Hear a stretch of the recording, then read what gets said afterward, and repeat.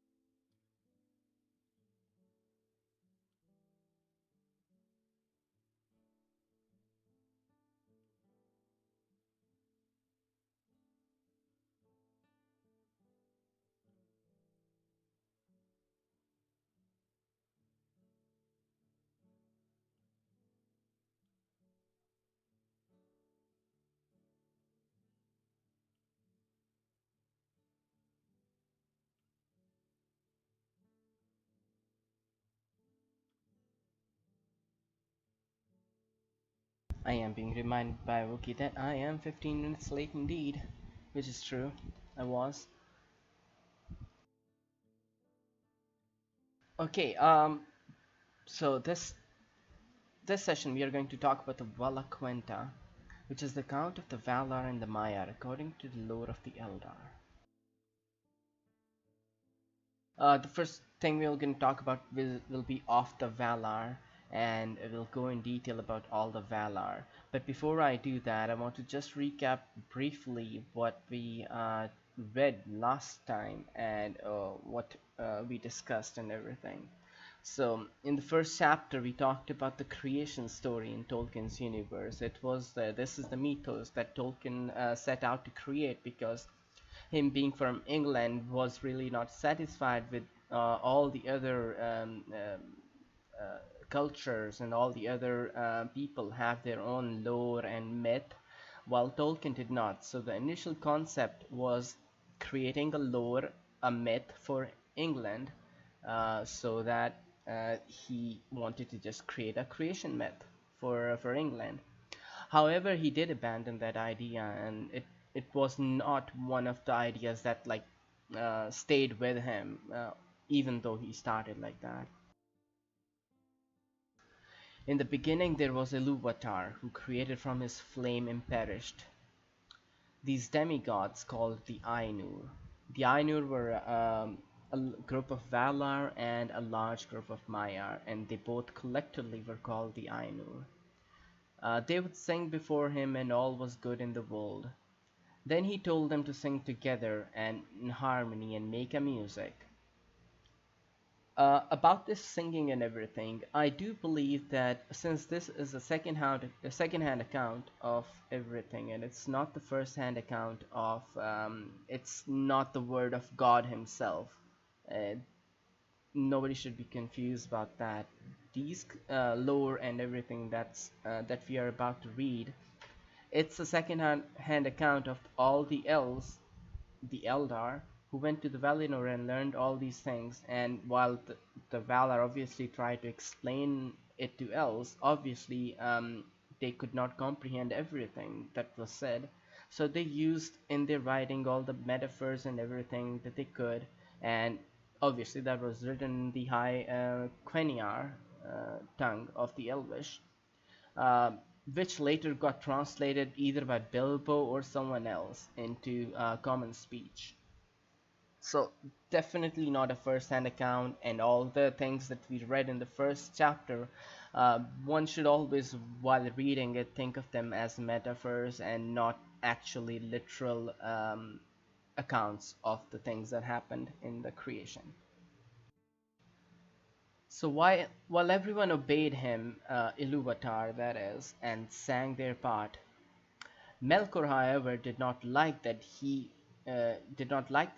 was not happy. He thought that he had some ideas of his own, which obviously came from Ilúvatar, because everybody, including Melkor and all the Ainur, got came into being from Ilúvatar and his thought and his mind.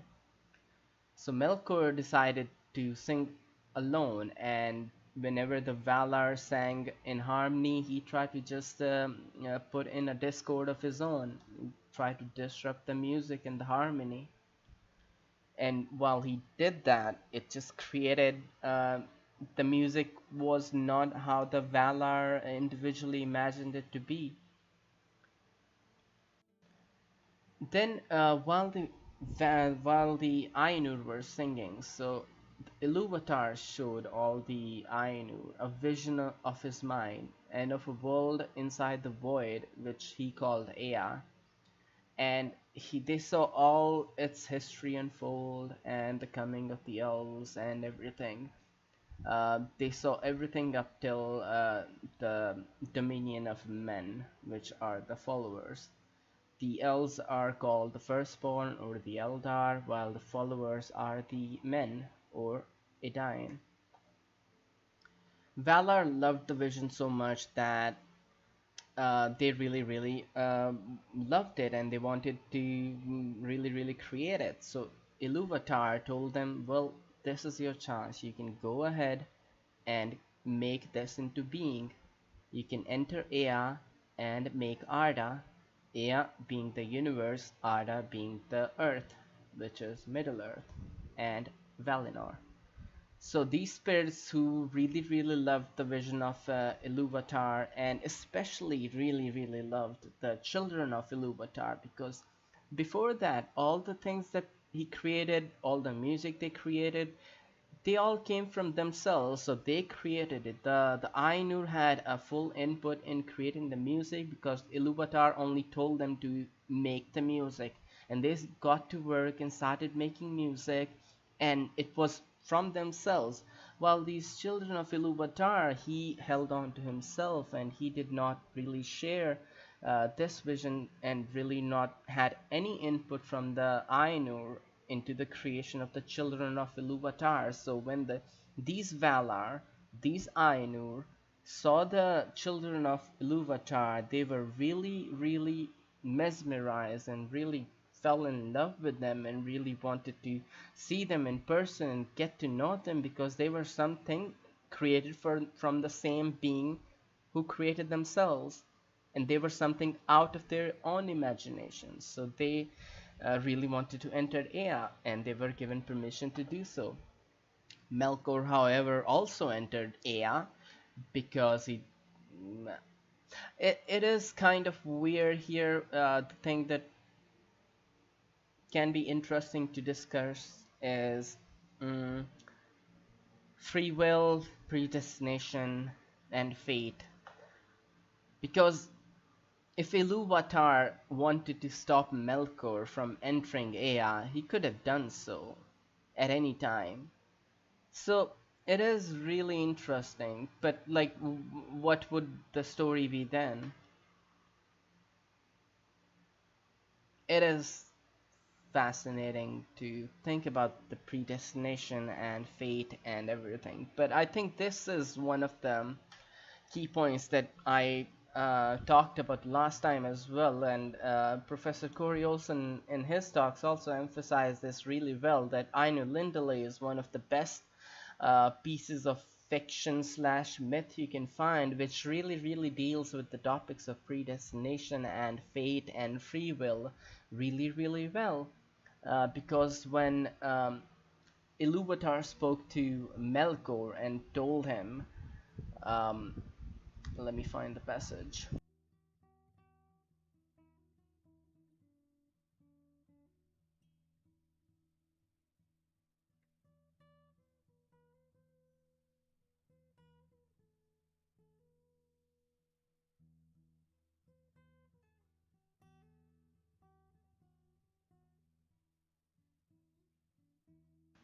Let me hold on. I'm trying to find the passage that I read last time, which was really, really awesome. It was Ilúvatar talking to Melkor.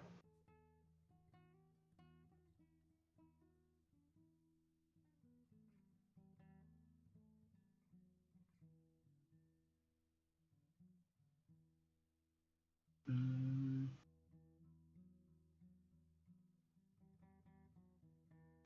okay, there's the passage. Behold your music, this is your minstrelsy. and each of you shall find contained herein, amid the design that I set before you, all those things which it may seem that he himself devised or added, and thou, Melkor, wilt discover all the secret thoughts of thy mind, and wilt perceive that they are but a part of the whole and tributary to its glory. Basically saying that whatever Melkor you'll do and decide to do, whatever you'll do, that is pretty much how I intended it to be, which kind of pretty much defeats evil at its base, that evil can do whatever the heck it wants, and in the end it will still be only doing what is willed by God, in this case Ilúvatar. So really interesting. So the Valar entered into Arda and started forming the Middle-earth and created Valinor, and they raised mountains and did everything, and every time they did something, Melkor destroyed them or tried to destroy them. And so started the wars between Melkor and Valar. So this pretty much concludes the first chapter of um, Ainulindale, the first chapter of the Silmarillion. Um, Valaquenta, as rightly pointed by many of the amazing Tolkien professors and scholars, that it is one of the boring parts of the Silmarillion. I think the more boring part will come later with Beleriand and its regions and maps. But this is the first boring part, where it's only the names and their qualities, attributes, and everything. And it's really easy to forget the names. It's really easy to not keep count of who's whom, how many are they, what are they, and so on. But since last time we talked that when the Valar entered it, they took the shapes of forms in the same manner as the children of Ilúvatar, as they beheld in their mind while looking at the vision. Um, and somehow it was explained, which was not clear, as Michi also last time pointed out, that like some took the form of males while the other took the form of females. Although which was kind of interesting, and it was not really explained well if they just chose it or were they already male or female from the beginning. So that concept is like comes from God. It is a little interesting to have a deep dive into that. But the seven lord of the Valar were Manwe, Ulmo, Aule, Orome, Mandos, Lorien, and Tulkas. And the seven Valier, the seven queens of the Valar, are Vada, Yavanna, Lienna, Este, Vaire, Vana, and Nessa. Melkor, however, was in the beginning part of the Valar or the Ainur, but he was obviously kicked out of that panel and was not really counted amongst them anymore. Now let's jump to our first and our most important Valar. Although he does play a little role, there are other more active Valars in the lives of men and elves in Beleriand. However, he being the mightiest of them all and is considered the king of all the Valar and the king of all the realm of Arda, basically. Uh, but I'll give, yeah, Manwë is pretty cool. Let's say that. I'll talk briefly about the parallels that some people might draw between the Greek and Roman gods and the gods from this Tolkien verse. But I would not like to do that just now. Manwë, the mightiest of those of Ainur who came into the world, was in his beginning Melkor, but Manwë is dearest to Ilúvatar and understands clearly his purpose. He was appointed to be, in the fullness of time, the first of all the kings, lord of the realm of Arda, and ruler of all that dwell therein. So Manwë was the closest to the mind of Ilúvatar, and Melkor is also mentioned there briefly. They were brethren in the beginning, in the mind and thought of Ilúvatar. Obviously, Melkor made his own choices. Arguably, maybe by his own free will, I'd like to think, and thus Manwe became the most dearest to Ilúvatar and understands his purpose most clearly, more than anyone else.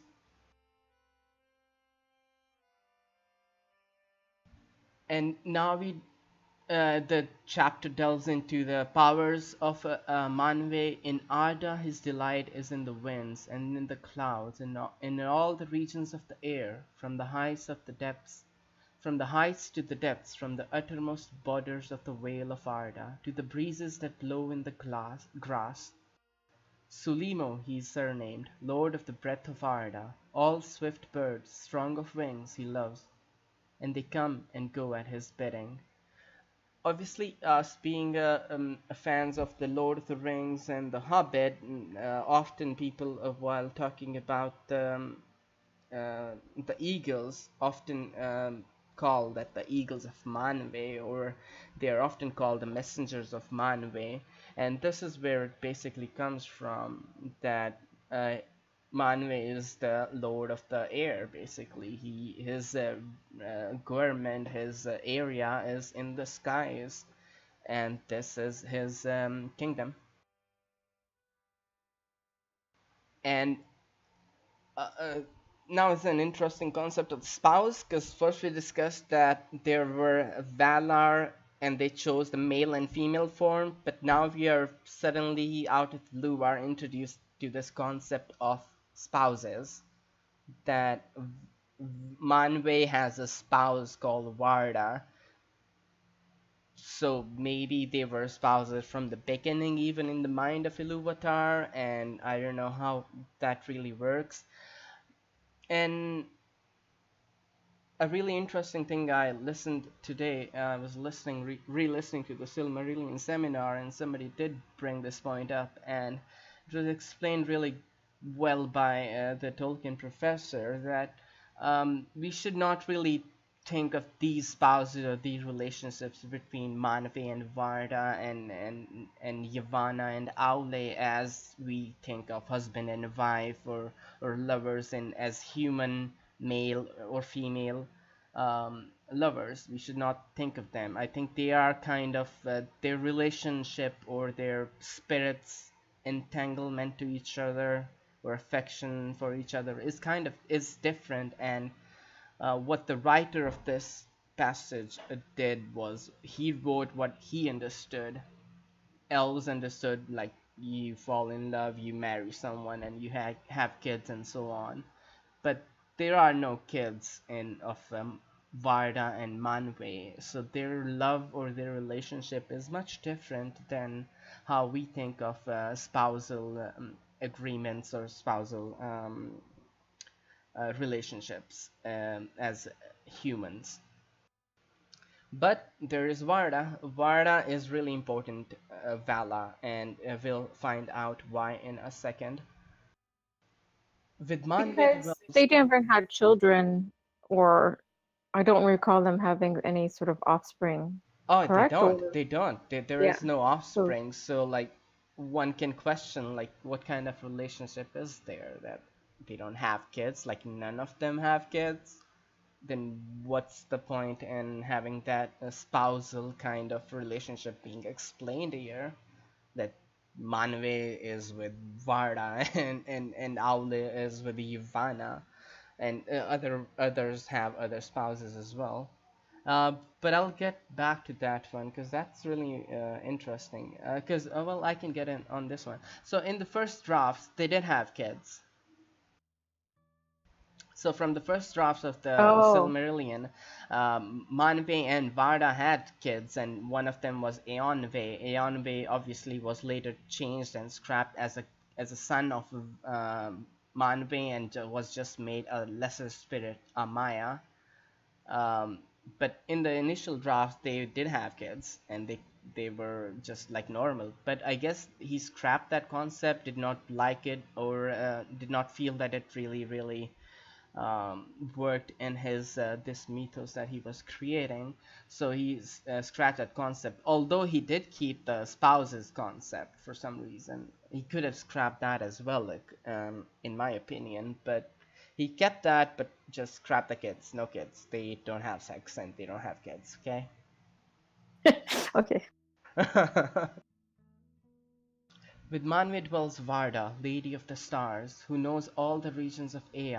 Too great is her beauty to be declared in the words of men or of elves, for the light of Illuvatar lives still in her face. In light is her power, and her joy. Out of the deeps of Ea she came to the aid of Manwe, for Melkor she knew from before the making of the music, and rejected him, and he hated her, and feared her, more than all others whom Eru made. Manwe and Varda are seldom parted, and they remain in Valinor.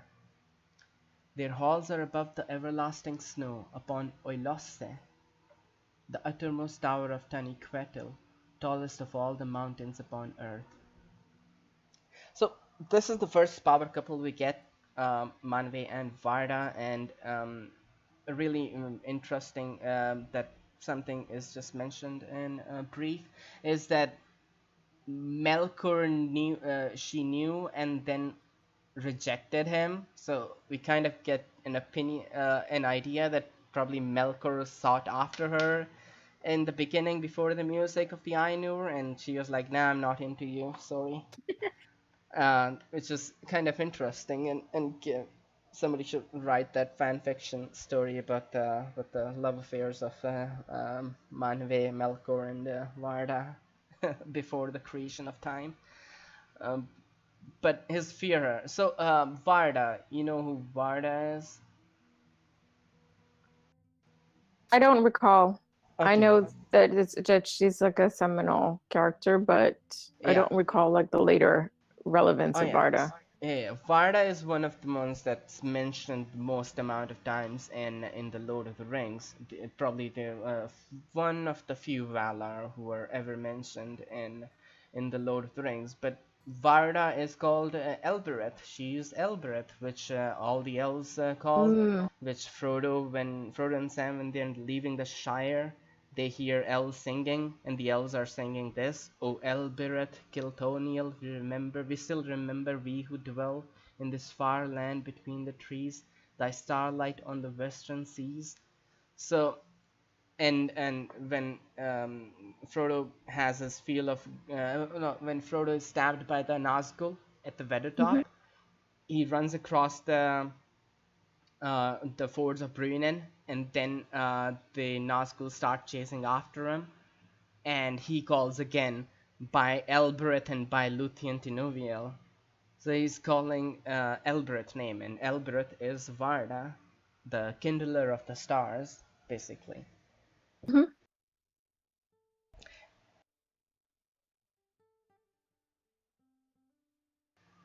So the elves are really like, out of all the Valar, the elves hold in utmost respect and regard and love Varda because she kindled the stars. Because when the elves were born, there was no sunlight or moonlight. There were no stars. There were only stars, and Varda was the one who kindled those stars. And next Valar that's on the list is Ulmo. Ulmo is the Lord of the Waters. He is alone and he does not have a lover. He's a loner. Kind of like me, I think. So he does not have a spouse, which is interesting but cool. And he's next in might to Manwe. He's connected to all the waters that flow in Ea, and the passage says, "For all seas, lakes, rivers, fountains, and springs are in his government." And thus news comes to Ulmo, even in the deeps, of all the needs and griefs of Arda, which otherwise would be hidden from Manwe. So Manwe is the lord of the skies, while Ulmo is the lord of the waters, and all the water streams, lakes, and everything, they bring news to him of everything that goes on the earth, under the earth, at the earth, and which is not in the air. A really, really powerful Valar, um, indeed. He does like being alone, and he really, really cares about the elves and men, as we'll later find out. why it says it there. He really cares about the elves and men because Ulmo plays a really, really key part in the story that unfolds, the story of Beleriand. Nonetheless, Ulmo loves both men, elves and men, and never abandoned them, not even when they lay under the wrath of the Valar. We'll find out what exactly that statement means because it's not the story. That story is not told yet. But Ulmo never cut ties with elves and men, even when like the rest of the Valar were like just fuck them all, screw, like we don't care about them anymore. Ulmo always kept in contact with them and never really left them. Next of the Valar is called Aule. I love Aule. He's the craftsman. He loves making things, which is really awesome. And I really couldn't really figure out. I was trying to find parallels of the from the Greek gods and the Roman gods. Aule was one that I had kind of had difficulty pinpointing into one of the Greek gods. But Aule has might little less than Ulmo. His lordship is over all the substances of which Arda is made. In the beginning he wrought much in fellowship with Manwe and Ulmo, and the fashioning of the lands was his labour. He is a smith and a master of all crafts, and he delights in works of skill. He loves making things, which who does that kind of remind me of? Melkor. Melkor also wanted to make his own things. That is why he started making his own solo track and was shut down by Illuvatar. But the thing that's missing from Aule is that unlike Melkor, he did not have greed or malice or selfishness, or he just wanted to make things and then present and submit them to the will of Ilúvatar, while Melkor wanted to make things and then like dominate over them and rule over them and be called a lord. That is the main difference between Aule and Melkor. Then comes Yavanna. Yavanna is awesome. Yavanna is epic. Uh, I'll tell you why. Well, she's spouse of Aule, so this is the second power couple we get. The first one was Varda and Manwe. This one is Yavanna and Aule. They are a couple as well. She's called Kementari, Queen of the Earth, and Queen of the Earth, and she's the lover of all the things that grow in the earth, and all their countless forms she holds in her mind, from the trees like towers in forests long ago, to the moss upon stones or the small and secret things in the mold. Um, Everything that grows in the whole of Arda, she had some part in making initially, and she cares about everything. They'll all come into account later when we get to the off the Maiar part, and I can go deeply how this all connects to the Lord of the Rings and the story we know. But just to briefly hint at it, she's the one who creates the Ents, you know? Oh, okay.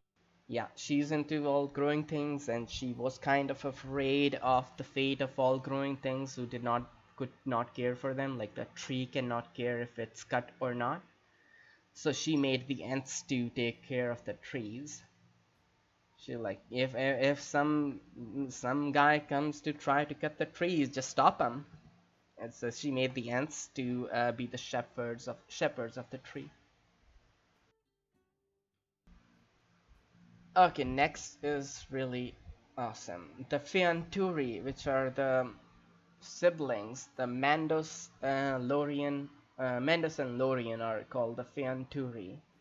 Uh, Here is again, I was listening to the Silmarillion seminar, and somebody brought out a really awesome point, which I was also thinking. Is the names Mandos and Lorien are not their real names. They are the names of the places they dwell in, which was interesting. Um, Mandos is called Namo, and Lorien is called Irmo, or is named Ilmo. Irmo. Um, Namo first. He's the keeper of the houses of the dead and the summoner of the spirits of the living. He forgets nothing. and he knows all things that shall be, save only those that lie still in the freedom of Ilúvatar. Oh, bye. This is such an awesome line. Mandos has so many jobs. One, the main job being he is the keeper of the houses of the dead. Um, so there are halls of Mandos. That's where he lives, and he takes care of all the spirits who die. Remember, there are two different halls there. One is for the elves, and one is for the men, men and women, no, men in the capital M sense. Um, so the Eldar and Dain who die, they all go to the halls of Mandos. He keeps the elves. They keeps them for there for however long he wants until he thinks that they are ready to go back out into the world, because elves cannot leave the circles of the world. While men, on the other hand, the spirits of the men who visit the halls of Mandos, they are kept there in separate halls, and after that they are sent out of the circles of the world, and their fate is not known to any of the Valar or Maiar, any of the Ainur. It belongs only to Ilúvatar, and he did not share that with anyone. Although Namo, this Mandos, does know, can prophesize, has the power of judgment and doom, which he will only do at the bidding, or if Manwe calls for it, only then he'll pass his judgment. Other than that, he just likes to keep to himself. He knows everything save only those that lie still in the freedom of Ilúvatar. That's interesting. Um, what do you think that means, in the freedom of Ilúvatar?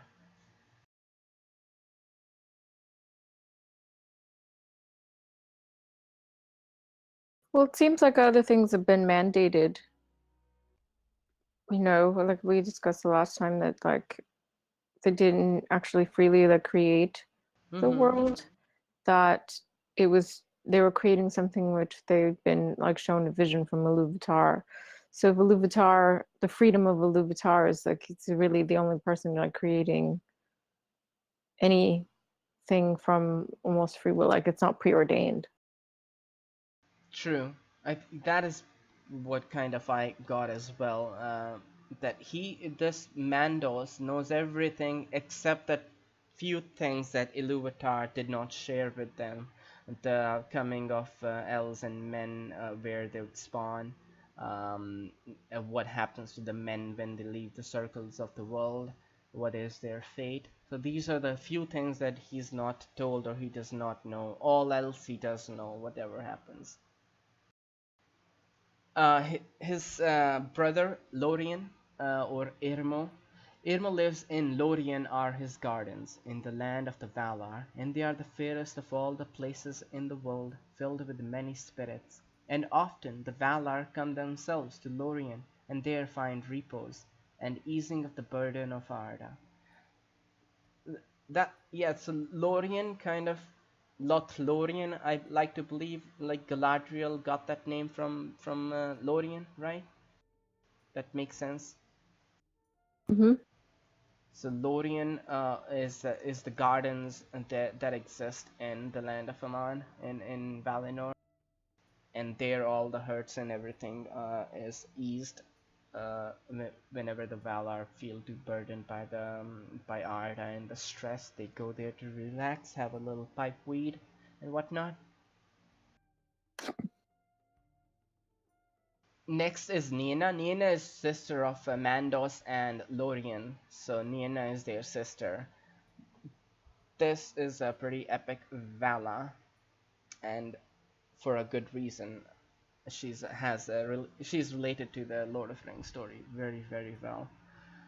Niena. She's acquainted with grief and mourns for every wound that Arda has suffered in the marring of Melkor. So great was her sorrow as the music unfolded, that her song turned to lamentation long before its end, and the sound of mourning was woven into the themes of the world before it began. But she does not weep for herself, and those who hearken to her learn pity and endurance in hope. Such an epic Vala.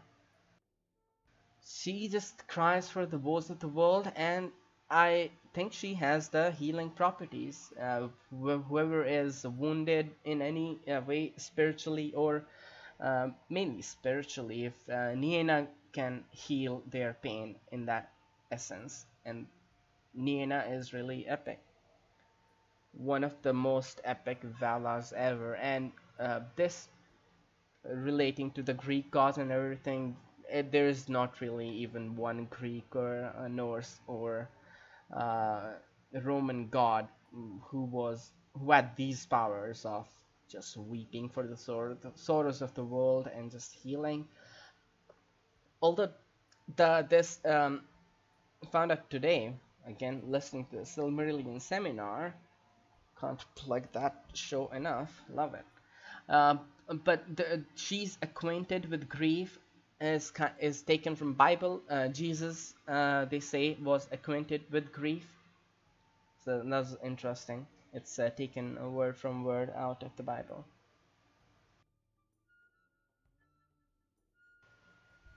Again, Niena.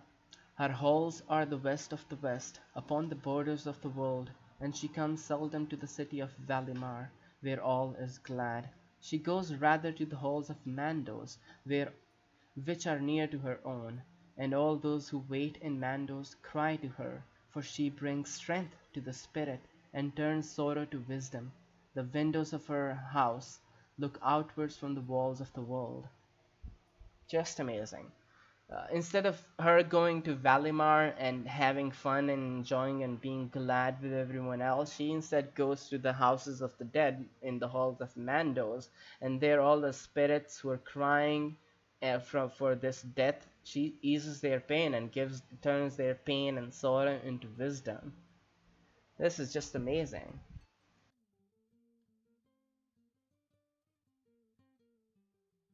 Oh, the next one is so fun. Guess which is the next Maya? Michi. Tulkas. Oh Tulkas. no, wait. Yeah, yeah, Yeah, yeah. all It right. is That's the next one. Tulkas. I love Tulkas. Tulkas is the heavyweight champion of Arda, a mixed martial artist and very good at Brazilian Jiu-Jitsu. Hey, I think you're just asking me that to see if I'm awake. I was like, that's wrestling and contest of strength. I was reading and like I thought it's just the best joke. Like, he's the heavyweight champion of the world. He's like the Brock Lesnar of his time. But he rides no steed, so he has no need for the hobby horse mount. Haha. Exactly. Oh my goodness. Oh, my hobby horse. I love it. Wookie, I paid to win the hobby horse. I did it. I got mine out of a box. Oh, well, 2,500 points well spent, I say. Oh my gosh. No regret whatsoever. Not even a little bit. I wanted it for like how many years since Rohan? East Rohan? At least 3 years. What was the only way to get it? What was the way to get it before From before the it became available? Yule Festival boxes is the only way I know. Oh, it has to Yeah. be random. Okay, okay, got it. Yeah, it was totally random. I got one the first year on my crappy champ, Uh-huh. and then I just got one of those stupid boxes out of the loot box the other day and put it on my Hobbit because it's hilarious. Oh, okay. Fine. Thanks. There goes 2,500 ashes again. Because I don't have it on my hobby. Damn it. Damn you. Put it on your guard. That's evil. That's evil. Yeah, definitely going on the card. Batman needs it. Okay, Tulkas. Love Tulkas. Tulkas was one of the ones. Okay, so greatest in strength and deeds of prowess is Tulkas, who is surnamed Astaldo, the Valiant. He came last to Arda to aid the Valar in the first battles with Melkor. He delights in wrestling and in contests of strength, and he rides no steed, for he can outrun all things that go on feet, and he's tireless. Damn, talk about a badass. Although he is kind of, yeah, he's a badass. He's not afraid of Melkor, whatnot, and he'll like throw everybody down. Just uppercut, punch to the face, down goes Melkor. I did have a question about this. I feel like this was the first time I heard one of the Valar to be like named as like he has like a golden beard or Yeah, something like this, and I just yeah, thought, well, why is this the one guy that decides to actually have a distinct appearance? yeah. There is no appearance mentioned. It is interesting indeed. I'll get back to their appearances a little bit because I think there is, well, one, none are mentioned, and I think there might be a reason for that. I'll get to that in a little later. But yeah, he's mentioned his hair and beard are golden, and his flesh ruddy, and his weapons are his hands. So he's given like a physical description of himself, which is interesting. Nobody knows like what color Manwe's hair are, does what color Ivana or Owl's hair are. Mhm. Next one is Orome. Can anyone tell me where Orome is already mentioned in the Lord of the Rings?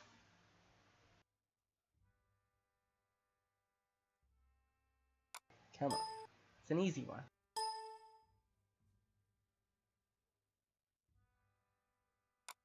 Sorry, I Uh, don't know that one. I lost that. I lost that round.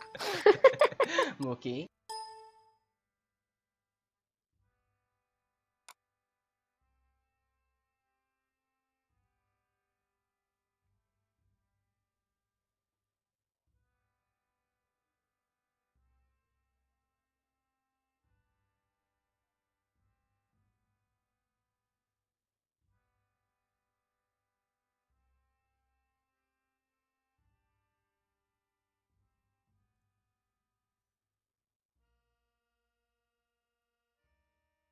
Orome is mentioned in the Lord of the Rings, in the chapter where Theoden makes his charge. Oh, In the Battle of Pelennor Fields, when Theoden makes his charge, that's where Orome is mentioned. Um, like Orome in the Battle of the Valar when the world was young. This is the best, and the, yeah, that's pretty awesome. So Orome is the hunter of the Middle Earth. He has a awesome horn. He has a super awesome horse called Nahar, which is the best name for any horse. Nahar. Wow. is that the name of your Valaroma. hobby horse? Well, I'm gonna name it now. Nahar. Yes. And Valaroma. Well, that's such a beautiful name. Valaroma. And his horn is called Valaroma. We did read of about another horn as well, the horn of Ulmo. Um, horn of Ulmo is called Ulimari.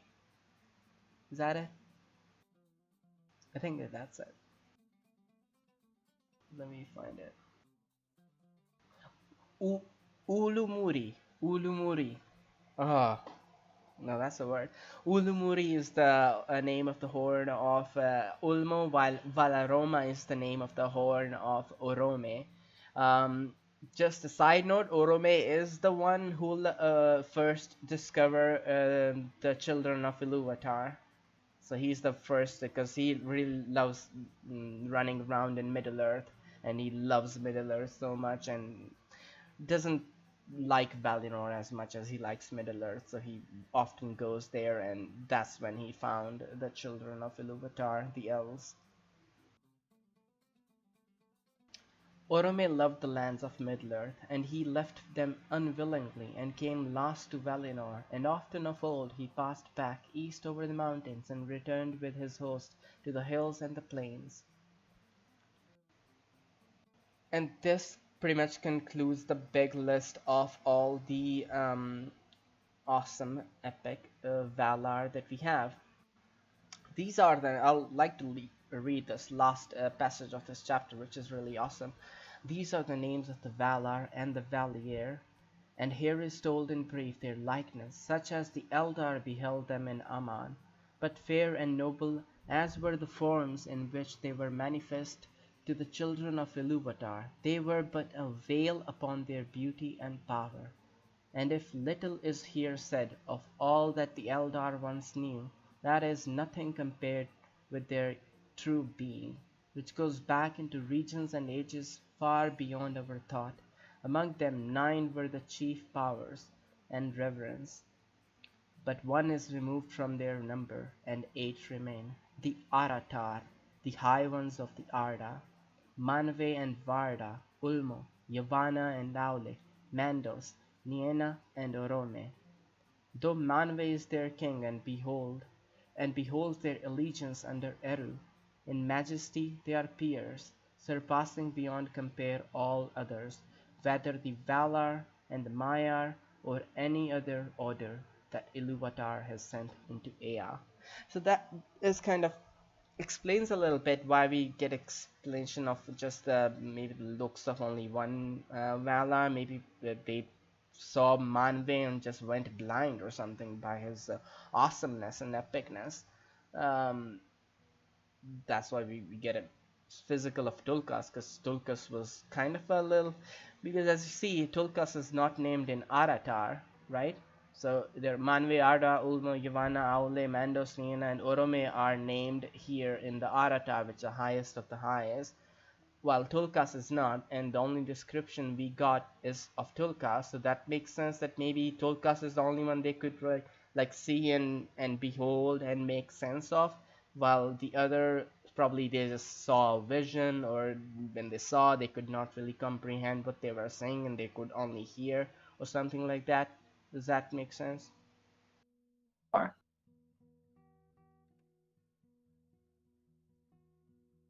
So, before concluding, I'd like to talk about the comparison to pagan gods. Obviously, it is easy to see Manwe as Zeus or Jupiter, and Ulmo as Poseidon, and Mandos as Hades, and so on. But it's not really that, can't really compare, because if you read the story of Zeus, it's nothing like the story of Manwe. um, Same goes for all the other ones, so there is some similarities in maybe some of their powers, but I don't think Tolkien intentionally or wanted even to have that kind of comparison to the Greek or Roman gods. Manwe did not one night descend upon the earth and have sex with some random human and then gave birth to Hercules, right?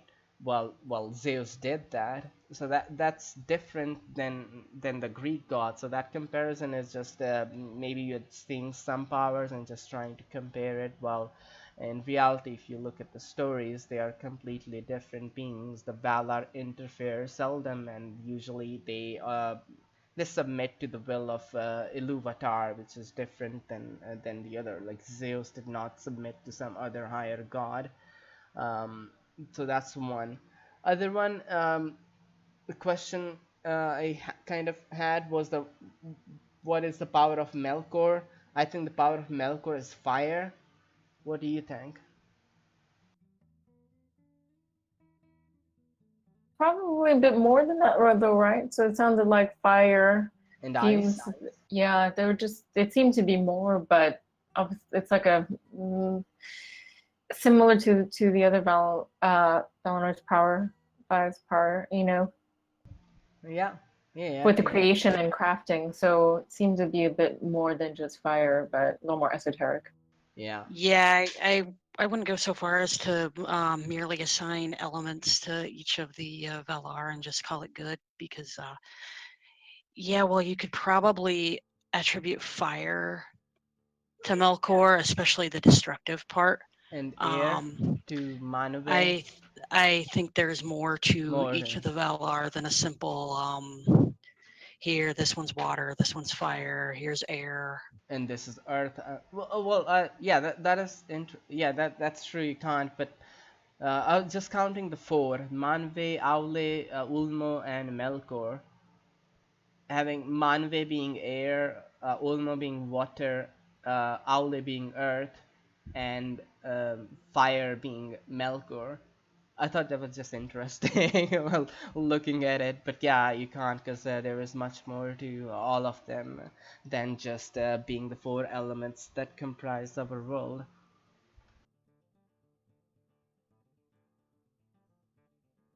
You just like wanted to make a Voltron reference, like Captain Planet. I was gonna say, oh, Art, we got Captain Planet.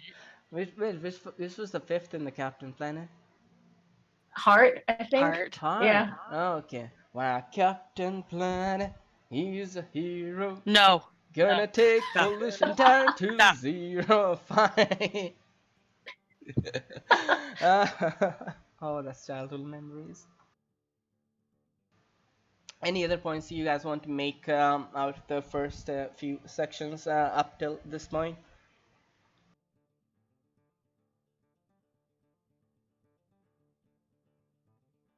I think you've covered most of the, at least academic points that can be gleaned from the first, rather dull chapters.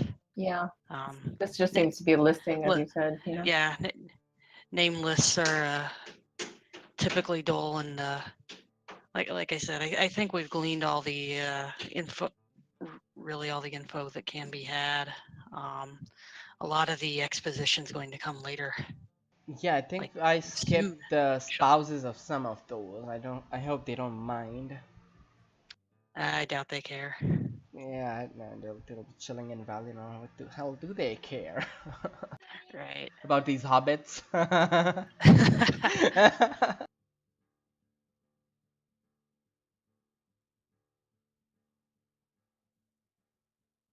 Okay, that's it. I think we are done for today. Awesome. Thanks for joining, people, and thanks for watching on Twitch, people.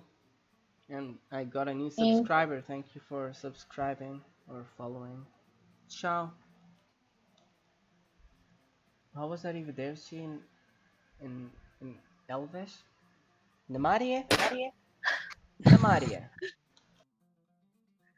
Namarie pretty much covers it all.